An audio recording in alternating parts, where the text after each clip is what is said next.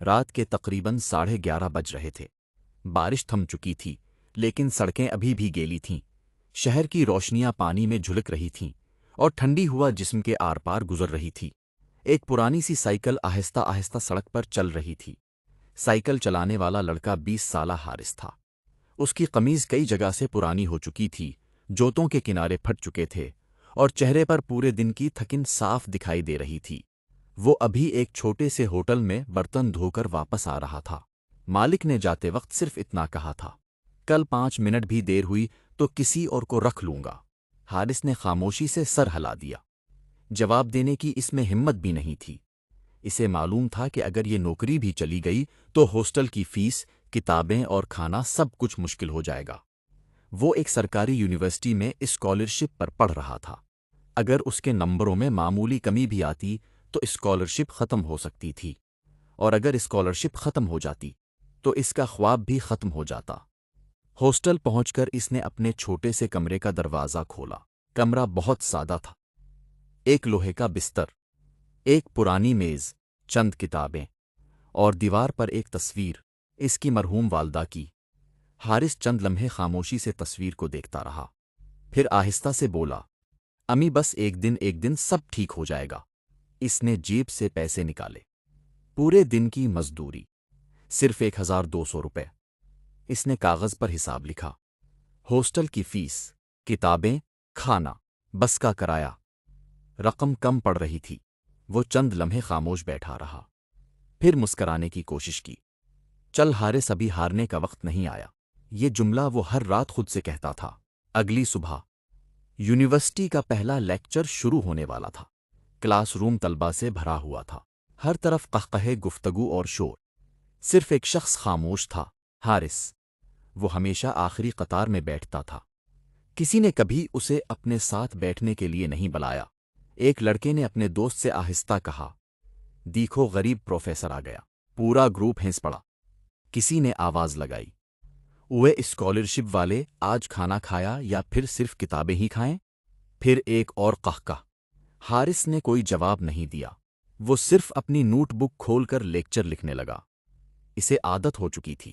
ہر روز، ہر class, ہر راہداری، کوئی نہ کوئی اس کا مذاق اڑاتا تھا۔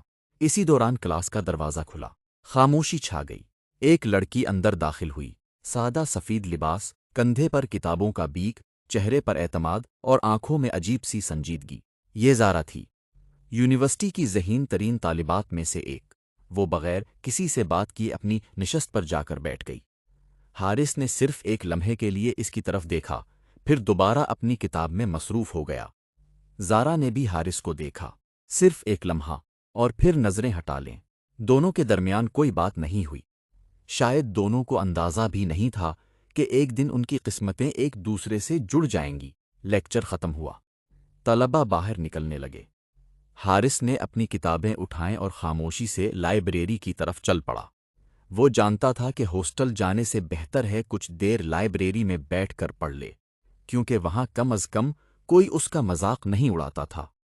لیکن اسے معلوم نہیں تھا کہ یونیورسٹی کے چند سینئر طلبہ پہلے ہی اس پر نظر رکھے ہوئے تھے، اور ان کے ذہن میں آج اس کی ایک نئی ریگنگ کا منصوبہ تیار ہو چکا تھا۔ دوپہر کا وقت تھا۔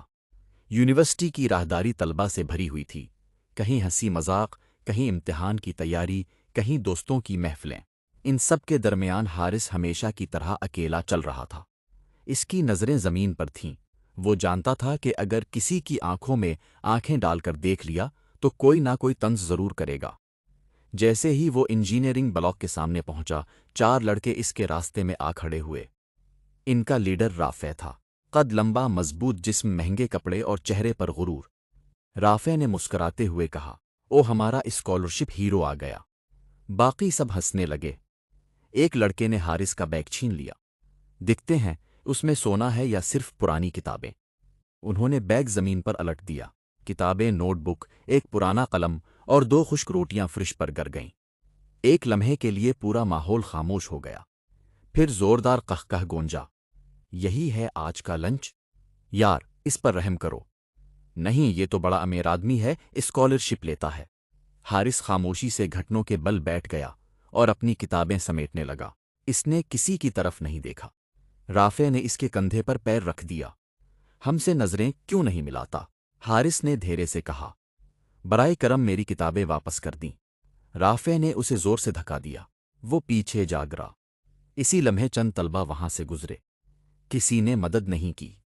کچھ نے موبائل نکال کر ویڈیو بنانا شروع کر دی۔ حارث نے پہلی بار محسوس کیا کہ کبھی کبھی انسان کے گرد سینکڑوں لوگ ہوتے ہیں، لیکن پھر بھی وہ مکمل طور پر تنہا ہوتا ہے۔ یہ سب منظر دور سے کوئی اور بھی دیکھ رہا تھا۔ زارا، وہ چند لمحے وہیں کھڑی رہی۔ اس نے رافع کو غصے سے دیکھا، لیکن پھر اس کے فون پر ایک کال آ گئی۔ وہ چند لمحے رکی، پھر خاموشی سے وہاں سے چلی گئی۔ حارث نے اسے دیکھا بھی نہیں۔ شام کے وقت حارث اپنی پارٹ ٹائم نوکری پر پہنچا۔ وہ ایک چھوٹے سے ریسٹورنٹ میں برتن دھوتا تھا۔ مالک نے غصے سے کہا، آج 10 منٹ دیر کیوں ہوئی؟ یونیورسٹی میں مجھے بہانے نہیں چاہیے۔ اگر دوبارہ دیر ہوئی تو نوکری ختم۔ حارث نے صرف جی کہا اور کام میں لگ گیا۔ رات گئے جب تمام برتن صاف ہو گئے تو اس کے ہاتھوں کی جلد کئی جگہ سے اتر چکی تھی۔ ٹھنڈے پانی میں مسلسل کام کرنے سے انگلیاں سن ہو چکی تھیں، لیکن وہ جانتا تھا کل پھر یہی سب دہرانا ہے۔ اسی رات ہاسٹل کے کمرے میں وہ کتاب کھول کر بیٹھا۔ آنکھیں بند ہونے لگیں، نیند بار بار حملہ کر رہی تھی، لیکن اسکالرشپ برقرار رکھنے کے لیے اگلے ہفتے کے امتحان میں بہترین نمبر لینا ضروری تھا۔ اس نے خود سے کہا، بس ایک باب اور، لیکن اگلے ہی لمحے اس کا سر کتاب پر جھک گیا۔ وہ تھکن سے وہیں سو گیا۔ کھڑکی سے آنے والی ٹھنڈی ہوا کتاب کے صفحات الٹتی رہی۔ کمرے میں مکمل خاموشی تھی۔ کسی کو معلوم نہیں تھا کہ صرف چند دن بعد یہی خاموش لڑکا ایسی تقدیر کا دروازہ کھولنے والا ہے جس کے بارے میں نہ وہ جانتا تھا، نہ اس کے دشمن اور نہ ہی پوری دنیا۔ اگلے 2 دن غیر معمولی طور پر خاموش گزرے۔ نہ کسی نے حارث سے بات کی، نہ کسی نے اس کا مذاق اڑایا۔ یہ خاموشی اسے عجیب لگ رہی تھی۔ وہ جانتا تھا رافع اور اس کے ساتھی اتنی آسانی سے پیچھے ہٹنے والے نہیں تھے۔ جمعہ کی شام، یونیورسٹی کی آخری کلاس ختم ہوئی۔ زیادہ تر طلبہ اپنے گھروں یا ہاسٹل کی طرف جا رہے تھے۔ حارث اپنی کتابیں بیگ میں رکھ ہی رہا تھا کہ ایک آواز آئی، اوئے حارث! اس نے مڑ کر دیکھا۔ رافع اپنے 4 ساتھیوں کے ساتھ کھڑا تھا، چہرے پر عجیب سی مسکراہٹ۔ آج تجھے ایک موقع دے رہے ہیں۔ حارث خاموش رہا۔ اگر تو ہمارا ایک چھوٹا سا چیلنج پورا کر لے تو آج کے بعد کوئی تجھے تنگ نہیں کرے گا۔ حارث نے پہلی بار ان کی آنکھوں میں غور سے دیکھا۔ دل کہہ رہا تھا کہ کچھ غلط ہے، مگر دماغ نے کہا اگر واقعی یہ سب ختم ہو جائے تو؟ اس نے آہستہ سے پوچھا، کیا کرنا ہوگا؟ رافع مسکرایا، بس ہمارے ساتھ چل۔ وہ سب یونیورسٹی کی سب سے پرانی عمارت کی طرف چل پڑے۔ یہ عمارت برسوں پہلے تحقیق کے لیے استعمال ہوتی تھی، مگر اب تقریباً خالی رہتی تھی۔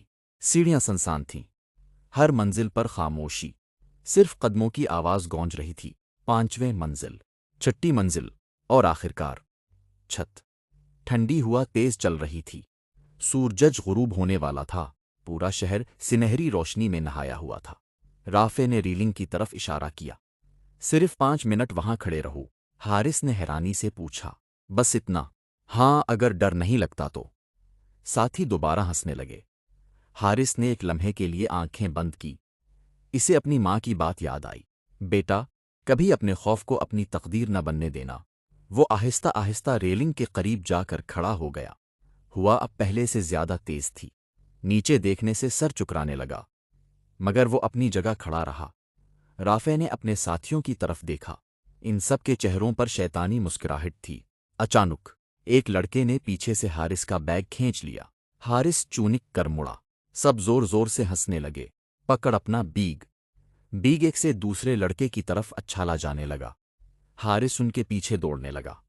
براہ کرم میری کتابیں واپس کر دو۔ اس کی آواز میں بے بسی تھی۔ وہی کتابیں جن کے لیے اس نے کئی مہینے پیسے جمع کیے تھے۔ رافع نے بیگ ہاتھ میں لیا۔ اس نے زپ کھولی، کتابیں نکالیں اور ایک ایک کر کے ہوا میں اچھالنے لگا۔ کاغذ فضا میں بکھر گئے، نوٹس ہوا کے ساتھ اڑنے لگے۔ حارث کے چہرے کا رنگ اڑ گیا۔ وہ چیخا، نہیں! وہ دوڑ کر آگے بڑھا تاکہ اپنی کتابیں پکڑ سکے۔ اسی لمحے رافع کی آنکھوں میں ایک عجیب سی سرد مہری ابھری۔ اس نے اپنے ساتھیوں کی طرف دیکھا اور بہت دھیمی آواز میں کہا، اب ختم کرو اسے۔ حارث ابھی جھک کر اپنی ایک نوٹ بک اٹھا ہی رہا تھا کہ اسے اپنے پیچھے کسی کے قدموں کی آواز سنائی دی۔ وہ پلٹنے ہی والا تھا۔ کہانی یہاں اپنے سب سے خطرناک موڑ کے قریب پہنچ چکی تھی۔ حارث ابھی اپنی نوٹ بک اٹھانے کے لیے جھکا ہی تھا کہ اچانک اسے اپنی پیٹ پر ایک زوردار دھکا محسوس ہوا۔ سب کچھ ایک لمحے میں ہوا۔ اس کے قدم لڑکھڑائے، سانسس رک گئی۔ اس نے بے اختیار ریلنگ کو پکڑنے کی کوشش کی، لیکن اس کی انگلیاں صرف خالی ہوا کو چھو سکیں۔ اگلے ہی لمحے اس کا جسم عمارت کی چھت سے باہر جا چکا تھا۔ وقت جیسے سست ہو گیا ہوا اس کے کانوں میں عجیب سی آواز پیدا کر رہی تھی۔ اس کی نظریں آسمان پر جم گئیں۔ زندگی کی یادیں ایک ایک کر کے اس کے سامنے آنے لگیں۔ اپنی ماں کی مسکراہٹ، والد کا آخری دیدار، سرد راتیں، بھوکے دن، یونیورسٹی کے تانے، برتن دھوتے ہوئے زخمی ہاتھ، اور ایک سوال، کیا میری پوری زندگی بس اتنی ہی تھی؟ اس کی آنکھوں سے ایک آنسو نکل کر ہوا میں بکھر گیا۔ چند لمحوں بعد دھڑام، اس کا جسم پوری شدت سے زمین سے ٹکرایا۔ آواز اتنی خوفناک تھی کہ آس پاس موجود طلبہ چیخ اٹھے۔ ہر طرف بھگدڑ مچ گئی۔ کسی نے فوراً ایمبولینس کو فون کیا، کسی نے پولیس کو اطلاع دی۔ چھت پر کھڑے رافع اور اس کے ساتھیوں کے چہروں کا رنگ اڑ چکا تھا۔ انہوں نے صرف اسے ڈرانا چاہا تھا، یا شاید خود بھی نہیں جانتے تھے کہ بات یہاں تک پہنچ جائے گی۔ رافع نے کانپتی آواز میں کہا، یہ کیسے ہو گیا؟ لیکن اب بہت دیر ہو چکی تھی۔ چند منٹ بعد ایمبولینس پہنچ گئی۔ ڈاکٹر اور عملہ دوڑتے ہوئے حارث کے پاس آئے۔ انہوں نے نبض دیکھی، سانس چیک کی، سینے پر دباؤ دیا، لیکن کوئی حرکت نہیں تھی۔ ایک ڈاکٹر نے آہستہ سے سر ہلایا۔ دل بند ہو چکا ہے۔ یہ الفاظ سن کر ارد گرد کھڑے لوگوں پر خاموشی چھا گئی۔ کسی نے پہلی بار اس لڑکے کا نام لیا۔ اس کا نام حارث تھا، وہی لڑکا جسے چند لمحے پہلے تک سب نظر انداز کر رہے تھے۔ ایمبولینس شہر کی طرف روانہ ہو گئی۔ حارث کا جسم سفید چادر میں ڈھکا ہوا تھا۔ اندر مکمل خاموشی تھی، لیکن اسی خاموشی میں اچانک ایک عجیب سی آواز گونجی۔ یہ آواز کسی انسان کی نہیں تھی، نہ مرد نہ عورت، بلکہ ایک سرد، بے احساس اور انتہائی واضح آواز۔ نامعلوم سگنل موصول ہوا۔ میزبان کی حیاتیاتی سرگرمی 0%۔ روحانی مطابقت کا تجزیہ جاری ہے۔ مطابقت 100%۔ ایوولوشن سسٹم فعال کیا جا رہا ہے۔ اسی لمحے حارث کی بند انگلی ہلکی سی حرکت کرتی ہے۔ ایمبولینس میں موجود ایک نرس چونک کر اس کی طرف دیکھتی ہے۔ رکو، میں نے ابھی اس کی انگلی ہلتے دیکھی۔ ڈاکٹر فوراً دوبارہ اس کے سینے کا معائنہ کرتا ہے۔ اسی وقت مانیٹر پر ایک مدھم سی بیپ، پھر دوسری، پھر تیسری۔ دل دوبارہ دھڑکنا شروع ہو چکا تھا۔ ڈاکٹر حیرت سے بول اٹھا، یہ ناممکن ہے۔ کسی کو معلوم نہیں تھا کہ حارث صرف زندہ نہیں ہوا تھا، اس کی تقدیر بدل چکی تھی، اور اس کے ذہن کی تاریکی میں پہلی بار ایک نیلی روشنی ابھری۔ خوش آمدید میزبان حارث، آپ نے ایوولوشن سسٹم کامیابی سے حاصل کر لیا ہے۔ پہلا مشن چند لمحوں میں جاری کیا جائے گا۔ سیزن 1، قسط 1 ختم۔